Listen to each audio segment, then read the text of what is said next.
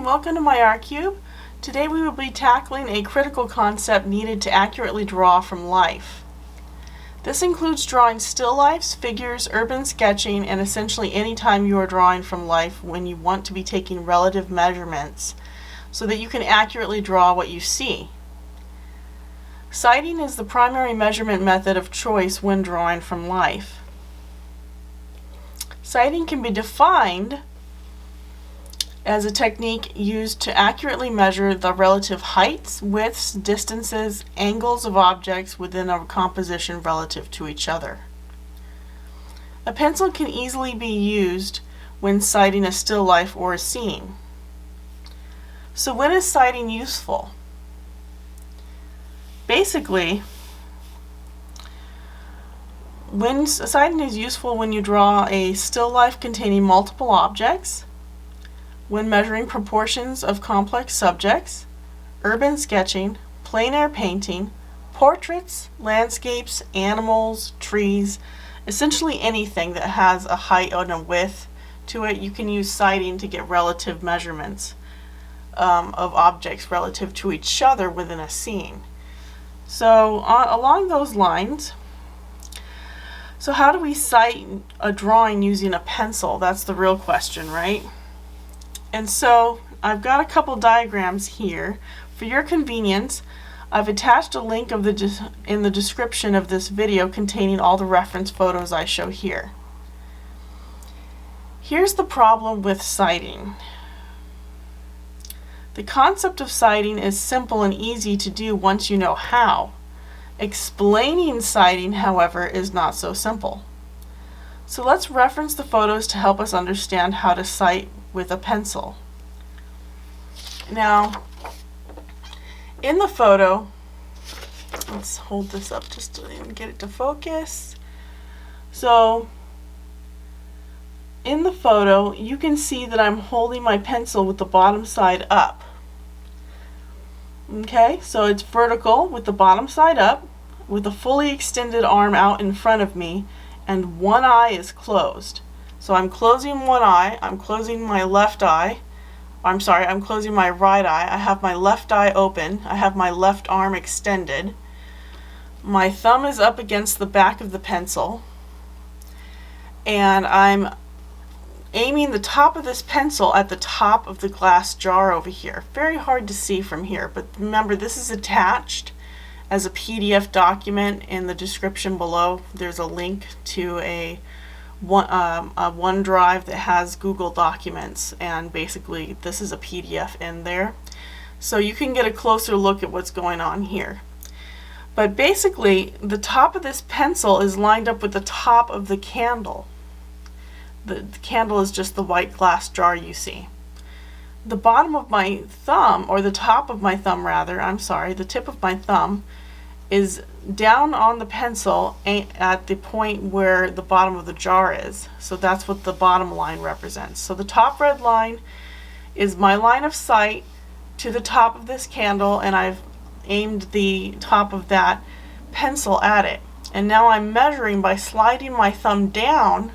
So I slide my thumb down until I find the bottom of the candle jar. So then I have a measurement on my pencil of how tall that candle jar is. And so I'm always going to extend my arm fully. That's key. Don't change which eye you close. Don't change how you position your arm. Keep it extended in front of you and just aim it at the different objects in the scene, and use the relative measurement you have here to compare the heights of the objects relative to each other and the widths of the objects relative to each other.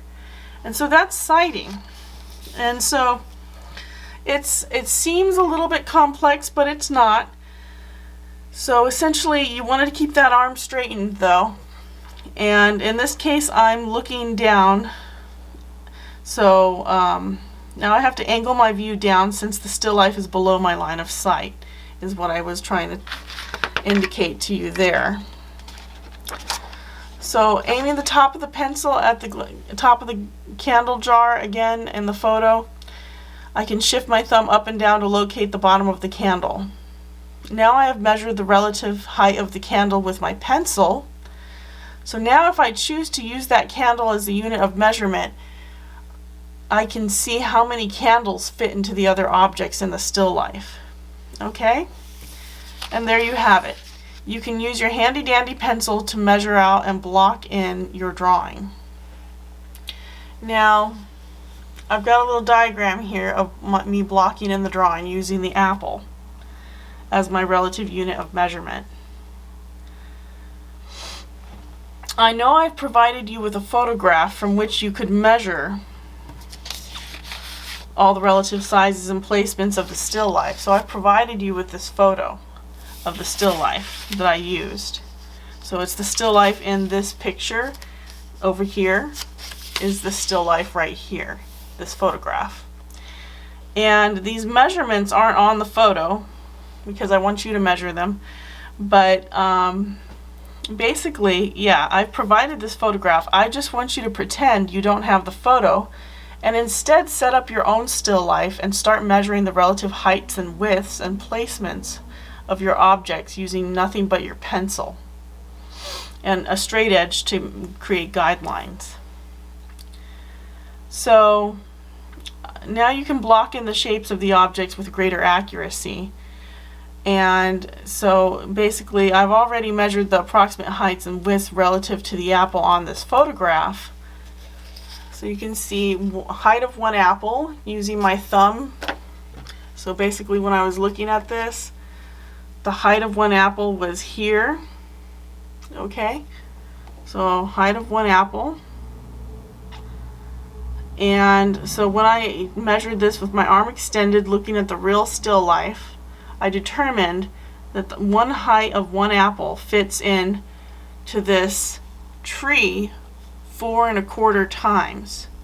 So this height goes 1, 2, 3, 4 1/4 times in. So that apple can fit into the height of this tree, 4 1/4 apples tall. Okay, because remember we're using the apple as the unit of measurement. We don't have a ruler, we don't have a photograph like this to measure from. We're looking at a real still life. So in this scene here, you can see I'm looking at a real still life and doing the measurements with my thumb and my pencil with my arm fully extended. So that's how I got these measurements. And over here, the candle that I was initially measuring, if I measure from the apple instead and use that as my unit of height, the candle stands 1 1/2 apples tall. Okay? So I can fit 1 1/2 apples in the height of this candle. Okay, so it's a fairly simple concept. You're just using your thumb and this pencil vertically to measure the relative heights of objects from a distance in real life. So you don't have a photograph like this. You're actually looking with your arm extended out in front of you.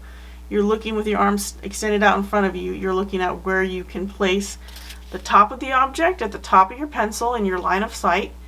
The bottom of the object should be where the tip of your thumb is. Okay? And that's how you get the height of that object. Top of pencil, top of object, top of tip of your thumb, bottom of the object. Okay? And that's sighting. So here I've created a little diagram and I've blocked in these objects. So this is from what you can do when you're actually sighting from a distance. So say you're at a desk and you're looking at those objects in a still life. I can sight the apple initially as being this tall, and then I can draw it. So step 1 is to draw the apple or unit object that you measured with your thumb. Okay? So you determine the size of the composition you want, and you determine the size of that initial small object that you want, and you draw that out. So whatever you drew here, this is now your unit of measurement for everything else in terms of height. And you can also use it in terms of width if you like. So this height of this one apple is 1 unit of, or the unit object. Okay? So then from there I can measure out using just a straight edge, just a straight edge. I can say, okay, this is the height of my apple, and I know from sighting it from a distance away that it fits 1, 2, 3, 4.25 apples fit into the height of the tree that I have in that still life.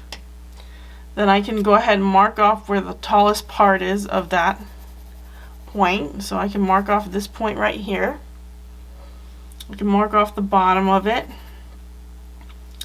And from there, I've measured the width of the tree to be 1.5 apples wide.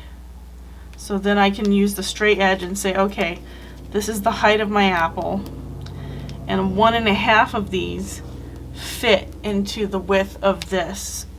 So then I can draw the straight line across and draw to my marker point where the half of 1.5 apples width is indicated.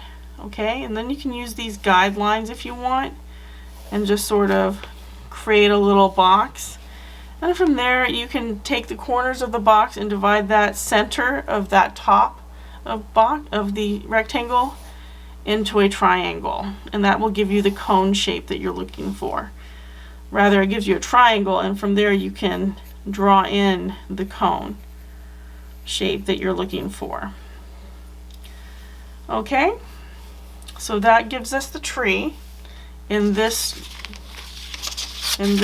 diagram, right? So that gives us the apple and the tree's position relative to each other, their height and their width. Okay, so we're getting there. Now we just need to establish how far away is this candle from this apple. So from the left edge of the apple to the left edge of the candle, how far away is this apple from this candle? So where do we position the candle in our drawing is the question. And so I figured out that it was, by sighting, I figured out that it was a 1/4 apple positioned above the bottom of the apple.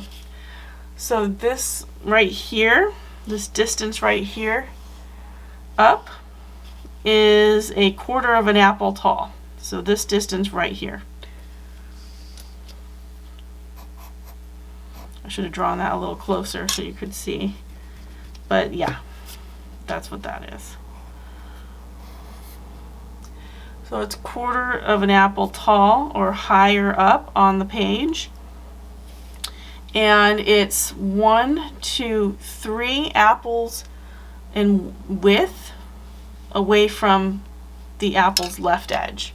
So here's the apple's left edge right there. It's 1, 2, 3 heights of the apple away to the left edge of the candle. And from there, we can also establish that the candle is actually 1 apple wide. So the height of this apple is the same as the width of the candle. So then I can create some guidelines on the sides, right? And from there I'm just drawing a cylinder. And so I draw my cylinder, okay? Draw a round bottom edge to the tip of where that line is, determining where the bottom of my candle was. Draw a little ellipse at the top, no taller than the line I indicated for the height. And so there you have it. You blocked in your shapes for your still life, and you did it really accurately because you were sighting, so you were using your pencil to measure the relative heights of everything against each other using the smallest object in the composition. So in this case we chose the smallest object. If your smallest object is really tiny, like it's an almond or something, don't use that. You're gonna fit like 15 almonds into that tree or something ridiculous, and you're just gonna be driving yourself crazy trying to unit out that measurement. So something reasonably sized that fits like maybe 4 times or 2 times into the other objects is what you want to go for. Tiny little objects like that, like an almond in the foreground, if you were drawing that, it would just be a little tiny thing, right? and you wouldn't really need to necessarily use a lot of measurements for that. You could use some relative measurements to a smaller object for it, but you wouldn't want to use it as the unit of measurement. So what I'm saying is steer away from using the absolute tiniest thing in the composition. Use one of the smaller objects that fits a reasonable number of times into the other objects. So that's all I'm saying.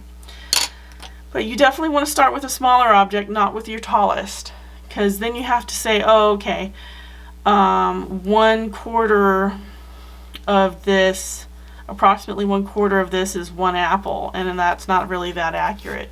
So you want to start with the smaller objects and then use that as the unit of measurement. I hope that makes sense to you guys. I know it's a complicated thing to explain. It's really simple, I promise you, once you're actually doing this. So I hope you find this helpful. This will be as a PDF, again, in the description box below on the video. So in the description box there's a link to several PDFs, and this will be one of them. So if you're interested in that, please check that out. And thanks for watching. I hope this demonstration was useful and informative.